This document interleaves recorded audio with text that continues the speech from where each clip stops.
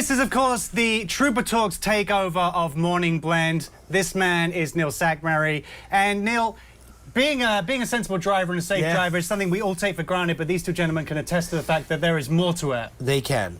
Please introduce yourself and tell us what you do in Prim, Nevada, and how many people you catch on the road. I'm Sergeant Strakowski. I'm the sergeant of Prim. And Prim is the district between pretty much Las Vegas and Southern California. So whenever there's a significant amount of activity down there, as you can understand, everyone wants to come to Vegas and spend their money. So they want to get here in a hurry, and so we encounter a lot of people down there with a lot of high speeds. So. Yeah, we'll come on to that definitely. And just to very quickly, Neil, and you, sir? Sergeant Donaldson, Graveyard, here in Las Vegas. He's the legend. Legend? Okay, and so we had the customer come into the store. I'm going to tell very quickly. I always tell this story.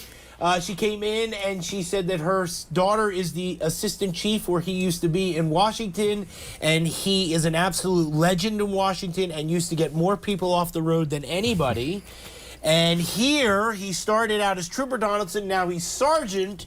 And one of the things that we talked about this morning with Sergeant Whitmarsh was the fact of how these two gentlemen inspire people that work underneath him. He rides his motorcycle and catches people doing 120, 130 miles an hour, and he gets people off the road that are doing bad things, which is driving impaired, and they are going to kill people. And we do have a significant problem. It's not just in the state, but countrywide with both those elements. It doesn't seem to matter how many times you guys re-emphasize it or people are warned about it. It happens on a constant basis, and this is something that must, obviously concerns you. Yeah, I mean, just last month, for the month of May, we had 134 DUI arrests on Graveyard, and we averaged 7 troopers working the road a night because of the staffing issue we have right now.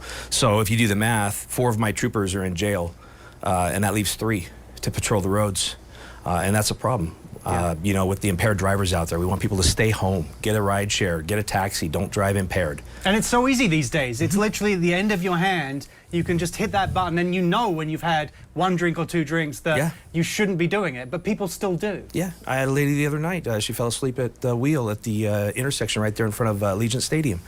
And her demand was, well, you can just take me home. I said, we don't give rides home, we give rides to jail. Right. You're under the influence and you're going to jail, and that's just the way it went. We don't want people to come here on vacation and then leave on probation, right? Isn't that the saying? So and he sees that a lot coming into town and people leaving town, and we get them here in town, leaving the casinos, leaving the resorts, leaving the clubs. They think they're okay. Don't wait to make that decision to drive until after you've been drinking. You have to commit before you go out that you're not going to drive. Yeah. Yeah, and we talk about him all the time because Trooper Hagströmer's always showing his clips because he's catching people on, driving impaired at 110, 115, I mean, it's just absolutely crazy, and they come in from out of state and they drive past his station and they have no care in the world and they're impaired, they're trying to get places, and he catches them and we get them on, see it on the radar all the time, right?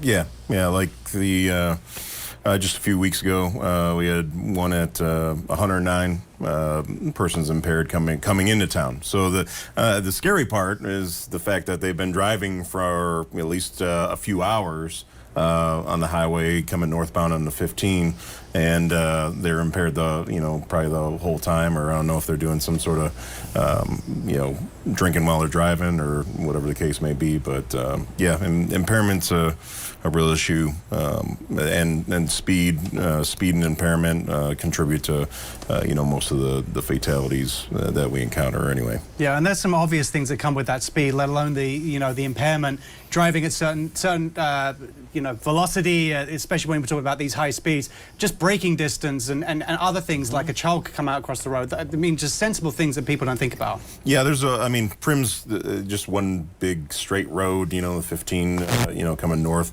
and the people if they're traveling early in the morning or late at night, even falling asleep, or if they've had some drinks and they fall asleep and then they just go off the road. So not even the braking aspect of it, but yeah, I mean that can really turn into something horrible, especially if the road's blocked. Let's say there's a previous accident or crash that occurred, north of their location. They're coming and not paying attention, and we've had crashes like that, that have resulted in fatalities where people crash and then people drive into them. Impaired people drive into them. So it's kind of it's horrible. It can be pretty bad. And that's why we display from these, just so let me show you, okay? These are the Stop DUI handcuffs from Sandy Haverly.